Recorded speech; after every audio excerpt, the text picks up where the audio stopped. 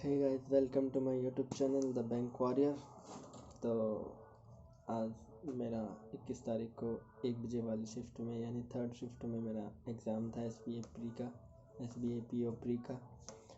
तो कल के कंपैरिजन में बताना चाहता हूँ कि एग्ज़ाम बहुत ही डिफ़िकल्ट था, मॉडरेट टू हाई लेवल था। क्योंकि मैं मेरे अटेम्प्ट बता देता हूँ। मैंने इंग्लिश में जो मुझे ईजी लग रहा था, तो इंग्लिश में मैंने किए 28 और रीजनिंग में मैंने किए 21। रीजनिंग में 1-2 क्वेश्चन और करने चाहिए थे मुझे, पर मैंने एक पज़ल में पहले बनाई, फिर नहीं बनी, फिर दोबारा बनाई, तो फिर उसमें टाइम वेस्ट हो गया। तो मेरे रीजनिंग में 21। सबसे डिफ़िकल्ट जो था वो था क्वांट। तो बताता हूँ सेक्शन वाइज कि किस में क्या क्या आया था। सबसे पहले इंग्लिश की बात करते हैं। इंग्लिश में पैराजम्बल नहीं आए थे, पैराग्राफ आए थे, जिसमें 7 क्वेश्चन थे। 2 वोकैब के थे जो इजी थे। एक आइटम एंड फ्रेज का था, उसमें आइटम दे रखी थी, उसका मीनिंग पूछा था पैसेज के अकॉर्डिंग। और जो बाकी 4 क्वेश्चन थे वो ट्रू और फॉल्स वाले थे। उनमें से 2 एक इन्फ्रेंस वाला था। तो ऐसे थे।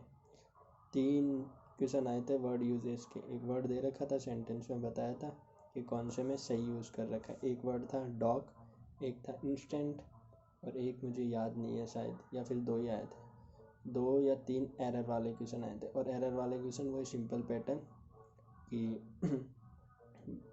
3 सेंटेंस दे रखे थे, उसमें राइट वाला बताना था, गलत वाला नहीं, राइट वाला बताना था 3 सेंटेंस में से। तो वो था। और ऐसे नहीं था कि एरर वाले क्वेश्चन एक साथ ही थे। अचानक ही बीच में एक एरर था, एरर का था, फिर कुछ और क्वेश्चन दे रखे थे, फिर बीच में एक एरर का दे रखा था, फिर दोबारा से कुछ क्वेश्चन दे रखे थे और किसी पैटर्न के, और फिर एरर के दे रखे थे। ऐसे नहीं थे कि तीनों क्वेश्चन एरर के सीक्वेंस में थे। और वो बता दिया। पैराजम्बल नहीं आया था। और क्या आया था, वर्ड स्वैप वाला आया थे। इसी 5 क्वेश्चन थे वर्ड स्वैप के। तो ये आया था मैथ उसमें, इंग्लिश में। तो फिर हम बात करते हैं रीजनिंग की। रीजनिंग में सिलोक्स थे, इनइक्वलिटीज़ थी, डायरेक्शन था, ब्लड रिलेशन था, और पज़ल थी। पज़ल भी इजी थी, बन रही थी। 2 एक तो संडे मंडे वाली थी, और है ना फ्लोर बेस्ड थी। ये 9 लोग हैं, उनको फ्लोर पे बिठा रखे थे। सीटिंग अरेंजमेंट था उसका सर्कल वाला, और एक सीटिंग अरेंजमेंट था वो कि पैरेलल लाइन में बैठे हैं, नॉर्थ और साउथ दोनों तरफ है ना उन्होंने फेस कर रखा है। तो ये था, इजी था पज़ल भी और सीटिंग अरेंजमेंट भी। तो ऐसे करके 21 क्वेश्चन। सबसे जो डिफ़िकल्ट था वो था क्वांट में 2 DI आई थी, एक कैसलेट आया था, और सिंप्लीफिकेशन नहीं आया था। क्वाड्रेटिक बहुत ईजी था, क्वाड्रेटिक आया था 5 क्वेश्चन। स्टार्टिंग में 5 क्वेश्चन थे, बहुत ईजी थे। तो 5 क्वाड्रेटिक के, 5 number series, long number series, mixing number series नहीं, और लॉन्ग नंबर सीरीज़ भी बड़ी 7 या 8 डिजिट की आई थी, जो बहुत ही हार्ड थी, बन ही नहीं रही थी। मैंने तो स्टार्टिंग की 2 ट्राई की, नहीं बनी। 1 मिनट वेस्ट हो गई, तो मैंने उनको छोड़ दिया। फिर बाकी 3 को देखा भी नहीं। और DI में से 2 टेबुलर DI थी, एक कैसलेट थी।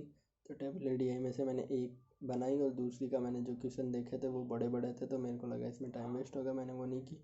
मैं कैसलेट करने लग गया, उसमें भी टाइम वेस्ट किया, नहीं हुई तो उसको छोड़ा। और मैंने फिर अर्थमेटिक के 4-5 क्वेश्चन बनाए। तो ऐसे करके मेरे 14 क्वेश्चन इसमें अर्थमेटिक में हो गए। तो ऐसे करके मेरे 62 या 63 अटैम्प्ट हुए हैं। अब देखते हैं एक्यूरेसी। तो मेरे को तो ये लग रहा है कि इस पेपर में एक DI बना लेनी थी, क्वाड्रेटिक बना लेनी थी। अगर आगे, अब जिनका 27 को है उनको क्या करना है, अगर DI ये लगे कि क्वाड्रेटिक DI और ना ये जो अपना नंबर सीरीज़ ये नहीं बन रहा, तो जल्दी से अर्थमेटिक पे स्विच कर लो।